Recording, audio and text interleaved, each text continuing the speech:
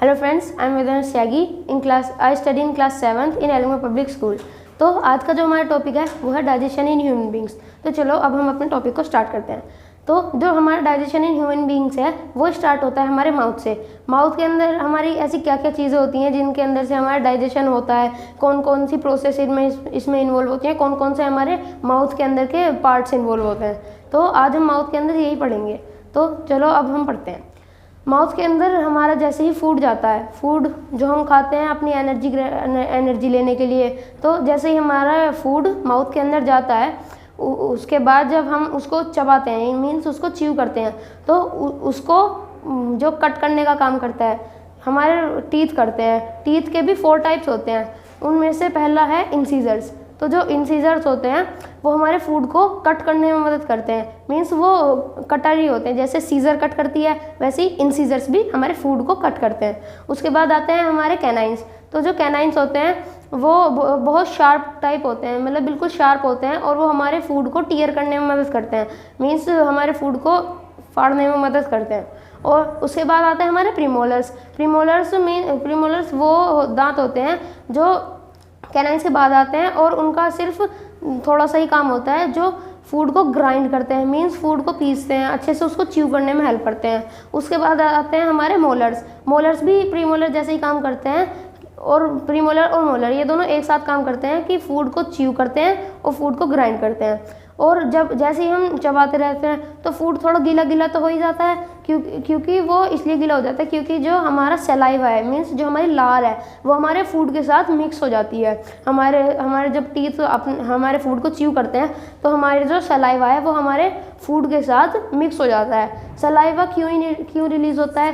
क्योंकि जो सलाइवा होता है वो हमारे फूड को सॉफ्ट बनाने का काम करता है, जिससे कि हम अपने फूड को अच्छे से स्वेलो कर सकें, मीन्स अच्छे से सटक सकें।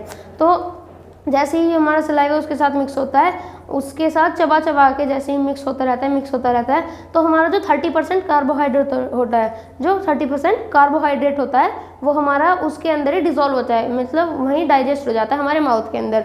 और वो डाइजेस्ट होता क्या बनता है, वो 30% कार्बोहाइड्रेट डाइजेस्ट होकर माल्टोज की फॉर्म में आ जाता है। किस फॉर्म में आ जाता है? माल्टोज की फॉर्म में।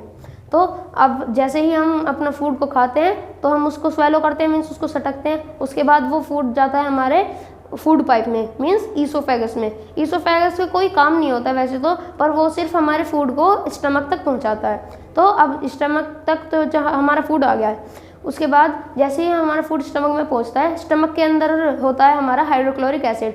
तो जो हाइड्रोक्लोरिक एसिड होता है वो हमारे फूड को डाइजेस्ट करने में मदद करता है, और वो बहुत ज़्यादा पावरफुल होता है। तो उसका जो इफ़ेक्ट है, हाइड्रोक्लोरिक एसिड का इफ़ेक्ट कम करने के लिए हमारा जो म्यूकस नाम का एक बेस होता है वो हमारे हाइड्रोक्लोरिक एसिड का इफ़ेक्ट कम करने के मदद करता है। तो ऐसा ही करते करते जो हमारा फूड है वो स्टमक तक पहुंचता है। स्टमक में हाइड्रोक्लोरिक एसिड और म्यूकस उसको मिलते हैं, और डाइजेस्टिव जूस के साथ वो मिक्स होता है। फिर स्टमक उसको चर्न करता है, मीन्स उसको चलाता है। तो उसके बाद फिर जो हमारा फूड होता है वो थोड़ा थोड़ा डाइजेस्ट होने लगता है। उसके बाद जो हमारा फूड है वो हमारा जाता है स्मॉल इंटेस्टाइन में।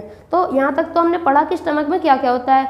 अब हम पढ़ेंगे कि स्टमक के अंदर हमारे जो हाइड्रोक्लोरिक एसिड और म्यूकस है उसके अलावा और कौन से डाइजेस्टिव जूस और कौन से एंजाइम्स इन्वॉल्व होते हैं। तो जो हमारा हाइड्रोक्लोरिक एसिड और म्यूकस, इन दोनों से अलावा जो हमारे एंजाइम्स जो इन्वॉल्व होते हैं वो होते हैं पेप्सिन जो हमारा प्रोटीन होता है उस प्रोटीन को पेप्टोन्स में तोड़ देते हैं। मीन्स जो पेप्सिन हमारा जो एसिड होता है वो हमारे प्रोटीन्स को पेप्टोन्स की फॉर्म में ला देता है। अब इसके आगे का हम पढ़ेंगे डाइजेशन इन ह्यूमन पार्ट 2 में।